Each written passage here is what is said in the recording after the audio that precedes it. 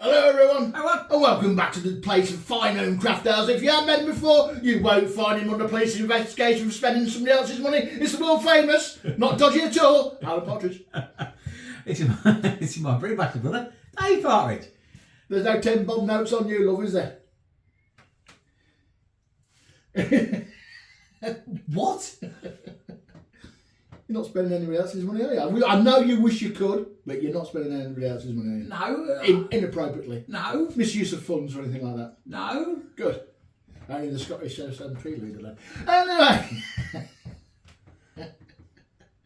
Anyway, Wondered where he was going with that. Anyway, moving swiftly on to that thing that is great and only. It is beer, of course. And we have a range of beers across the bar for you this evening. Most importantly, we've got the answer to the perfect go ship as well. Holy moly. Are we starting with that? We'll go somewhere else first, Brian. No, we're going to start with the go ship. Now, Malt Miller do go ship. They've come out with a new recipe. They've been over to Adam's brewery and tried to come up with a recipe that replicates that glorious golden hoppy ale. Now, you brewed this Yes, I did. a few weeks back, didn't you? Yes, and we reviewed it. And we reviewed it. So just go back a few videos and you'll see what we thought of it. But there were some issues. There were some issues. One of them being we thought it was a little bit too hoppy.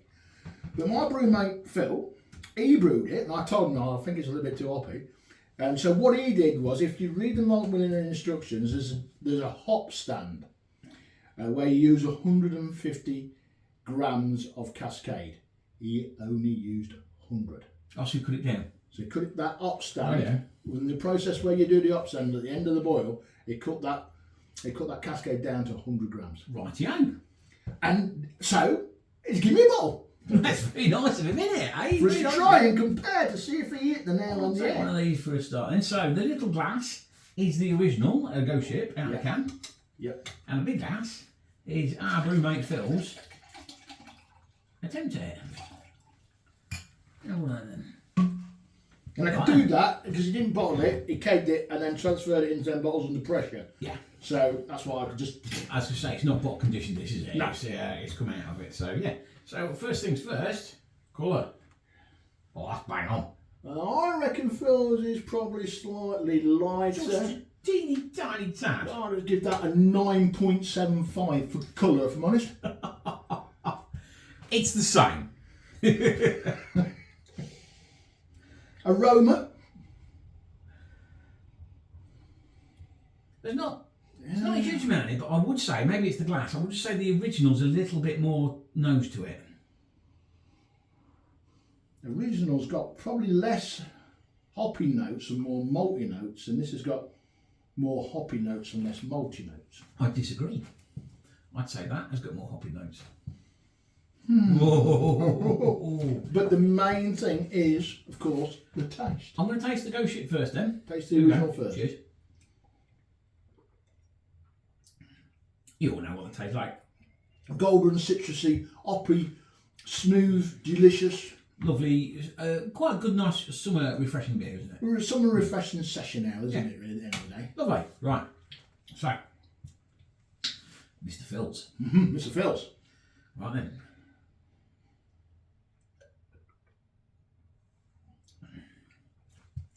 It's the same beer. Spot on. That is bang on. Bang on the money. I would say that's more bang on the money than that's in the can is, because I reckon you do get a little bit of variation in taste through a can, because you get a little bit of the carbonation in there. You take that carbonation away, and that's bang on. If anything, it's a little bit more bitter on the back end. Maybe. Just a little bit, but it's for flavour and taste, it's bang on. Bang on that. Anyway, So anybody doing Malt Miller's Go Ship, if you read those instructions, that hop stand, truck the hop stand Cascade to 100 grams, and you've got a bang on, spot on clone of Go Ship. Thanks, Phil. Cheers. Lovely. Definitely a 10 out of 10 beer this time. Yeah, 10 out of 10 for that kit. If you're doing it in future, but our advice, or my brother's advice, just cut it down. See what you think. I'll write to Malt Miller, tell him what to do. I'll give him my expertise free of charge, of course. That's bang on. I feel expertise free of charge. Right, so Right. that's one of these. Where are we going next, Brian? Right, we're going now to a extract kit. Right, yeah. We're going to go to Well, you tell us, bro. This is Designer Brew Craft Pack from Cellar Supplies, I believe. Yep. Noble Black Country Bitter. This is basically a Bathams clone. Bathams, yeah. Yeah, You've got to say Bathams. I've been Bathams. told how to say it. It's Bathams. One of our lovely subscribers from the Black Country says it's Bathams, so we believe him. This is a 4.5 ABV. It's make their own Black Country classic. This stunning Bathams bitter clone. Brew lovely straw coloured with a smooth fruity notes with sweet hints. Bitter finish. £25. That's still not bad for a kit, though, is it? It's still not too bad at the end of the day. There you go, folks. If it makes 40 pints, you know, it's 60, 70p a pint. It's not that bad, is it? So there you go. Now, obviously, we've done Bathams before, haven't we? Yeah. And we know what it tastes like from Dark Rock. We don't know what it tastes like actually in the Black Country because we haven't been up that way. We've not been, and it's not made its way to deepest, darkest Lincolnshire, has it? But the Bathams from Dark Rock was absolutely divine. It's one of our faves, isn't it? Yeah. Straw coloured, and then the bitterness was rounded, and the hotness was beautiful. It was just an all-day classic English bitter. Yeah, it was. Let's see if they replicated it in kit form from Designer Cellar Supplies. It's quite a malty nose, isn't it? It's not a huge punch, but I'm getting malt again. That's all I'm getting is malt. Mainly malt more than anything else in that. But then again, you call bitter, maybe it should be malty. It should be malty, but I'm not sure about that malty. Right. Cheers. Cheers.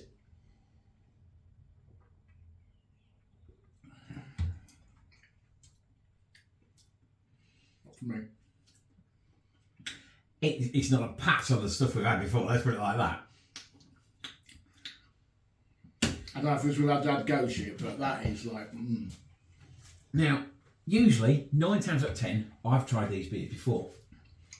No, I haven't tried these beers before, sorry. This one I happen to have tried the other week. I think it's actually got worse. I don't know what to say about it. It's grassy, It's horrible, basically. It's not Bathams for a long. it's a bit for a long sharp. It's sharp. It's got a weird grassy back end. Grassy, malty. Some of the things beer shouldn't be, really. I like that. It's not often anyway. It's just terrible. The more I have it, the more I can taste that grass on the back end of it. I see what you mean now. Like the hops are almost false, and they give you that grass feel, like you are actually picked up a handful of grass and shoved it in your face. It's If I was at a beer festival, I'd reckon that'd be going in the grass. correct. That is grass water. It is grass water. It's not off. It is the right colour. That's about all I can say for it, bro. Yeah. I'm going to go as low as... Oh, I know, you first. 3. I was going to go for a 3 as well, so I didn't want to go too low, but that is... It's actually, I don't know if I'm about to drink it. I mean, I might have to go low on the 3. We could actually argue, if you can't drink it, then it's a 0, isn't it? And I'd argue if we can actually drink that. I don't think we can. It's a 0. Shock in the DMP. I know kits have also moved on. And we had a lovely kit from Dark Rock, that Nectaron kit. Yes. You couldn't tell it was a kit, it was fantastic. Now they do say with some of the hoppier beers that the hops hide the badness of malt extract. Okay. But that's all I'm getting from that. Yeah, that's what I'm getting that. Yeah. It's like drinking neat malt extract. Somebody has, well, you have boiled malt extract and that's what's... Well, I know that's what you do in a kit, but the malt extract in the kits these days are supposed to have come a long way from where we were, and not for me, that one, bro. Not for me. Right. I'm so looking forward to that as well. So, I think we've got 4 on tonight, including Phil. So, a third beer tonight, then, bro. Third beer tonight. Stay tuned. It's a little bit of a long video. Got quite a bit to get through. We're going to Worcester Hop Shop via Newcastle. Over here, right in the corner over here. I believe this is Newcastle Brown.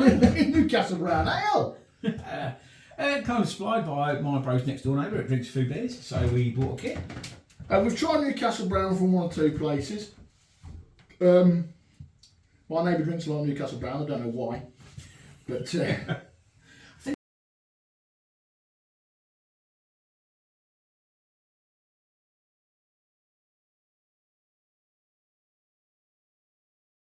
ball they kick around a field. Oh yeah, the football thing. That's the one. Right then. Right then. So this one's from Worcester Op Shop. This is a full grain kit. Tell you what. Can't tell how much it was because I didn't buy it. That's brown, it's nutty, it's what you'd expect from Newcastle Brown Ale. But it's also got that sweet kind of hint to the Yes. background like Newcastle Brown does. You know when you open a little bottle of Newcastle Brown. So, You get that, yeah. so we're getting a lot of sweetness, kind of maltiness out of that kit. Yes. But this is like a kind of a different sweetness. It's kind of just that little bit. See, predominantly for me, I'm getting that nuttiness that, Yeah. not quite, bordering on roast, but not quite for a Newcastle Brown. It's the right colour. It's the right colour. I can remember. Right, I'm going in.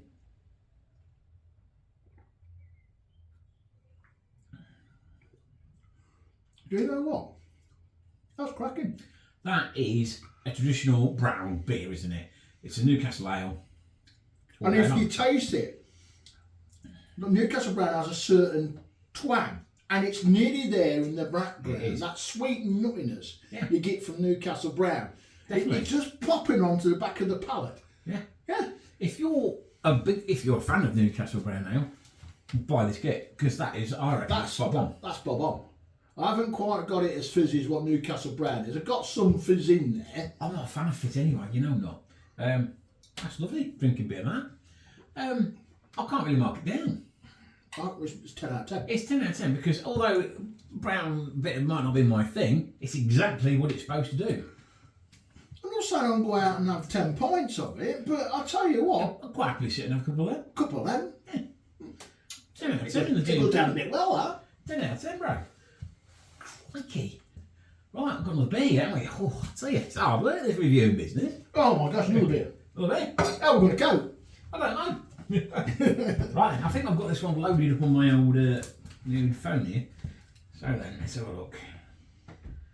So this is from Malt Miller, I believe. This is from Malt Miller. Those guys have tried to do a clone of... Well, they've called it Oil of Neck. So you can basically gather it's neck oil by Beavertown. It says here, it's inspired by a clone of the classic session IPA from Beavertown Brewery. This easy drinking hop forward pale ale will be a hit. Sure to hit the spots. You can expect a beer full of citrusy, hoppy, slightly piney character. 4.1%.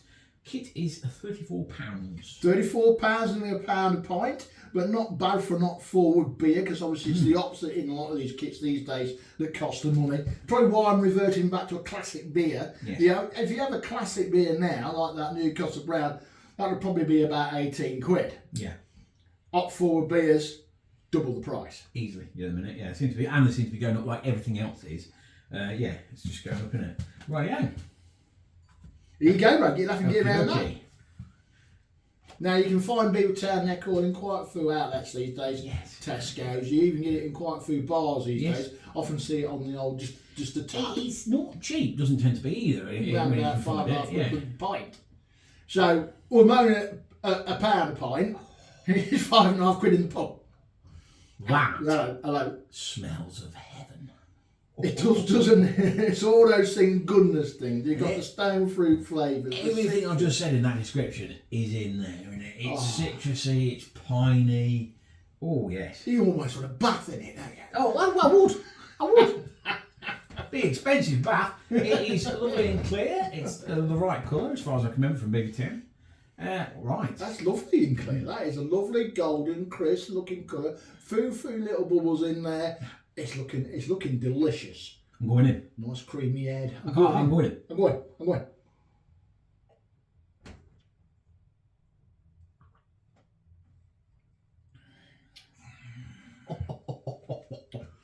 Oh my God.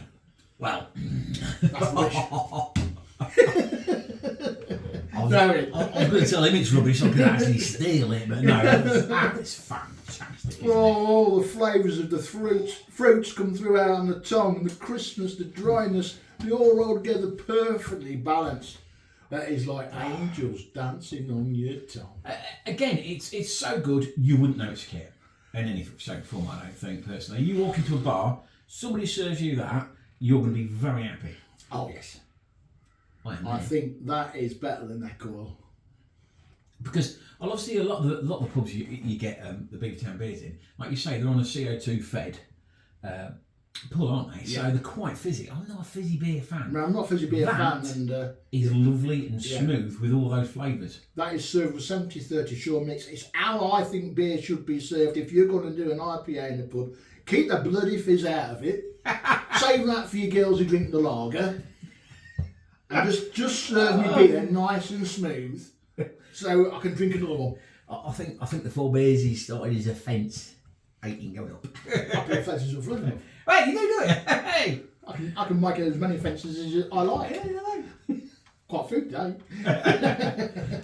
Right, before this goes really down the pan, I'm going in with a 10 out of 10, bro. Definitely a 10 out of 10. If I could score it a little bit higher, I probably would. That's definitely going to be one at the end of the year for deliberating whether it's going to be in the all grain beer kit awards. We've already said this is an all grain kit, so it can go on towards the list, can't it? Yeah, definitely. We're going to do everything at the end of the year. If I do a park grain or I do a kit, we're going to sort through all the videos, all the Maybe try and do a top 3 of each sort of thing. Yeah.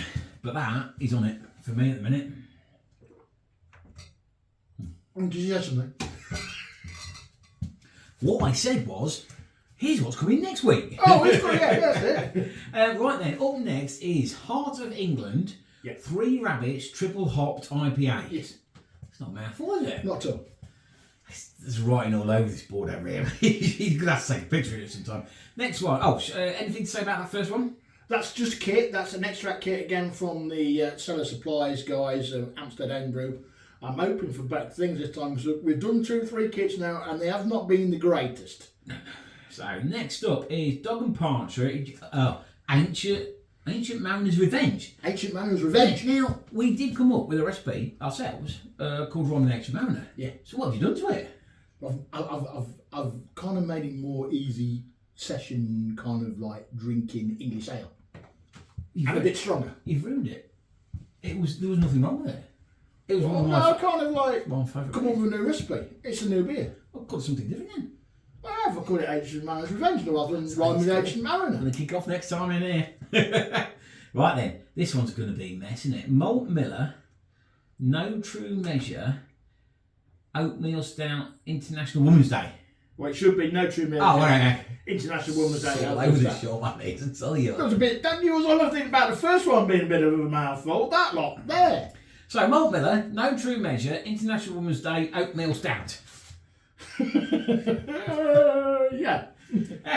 It basically just says everything in the title, so you don't know how to explain, don't you? Is that going to be a full grain or a part? That's a full grain again. So the Dog and Partridge and the Malt Miller full grain. And we're throwing in a kit there just to keep our hands in on kits as well. Okey-dokey. Talking of which, if there's any new kits coming out or any kits you want us to try, please drop us a line on the older YouTube there, and I'll do my best to endeavour. I won't be trying the new plum porter either from St. Peter's because I can't stand plum porter. See, now I like plum porter, but I'm not buying a kit because I'm not drinking 40 pints of it. So, if you are watching us on any of all of them Facebook channels, pop on over to YouTube, hit that subscribe button and make a comment. Know what you like. Yeah. All right, whatever. Good or bad, whatever. Good or bad, we'll read it, or ignore it, or whatever. Might delete you, bar you, whatever. But anyway, most of the time we don't. Most of the time we give a good response. Yes, and we thank you for all those people that have commented. Very nice comments, thank you very much. Yes. Keep them coming. I think that's about it, isn't it, for Brown? It is about it for this time. Until next time, it's a goodbye from men. And it's a goodbye from men. Huzzah! Huzzah! To the king!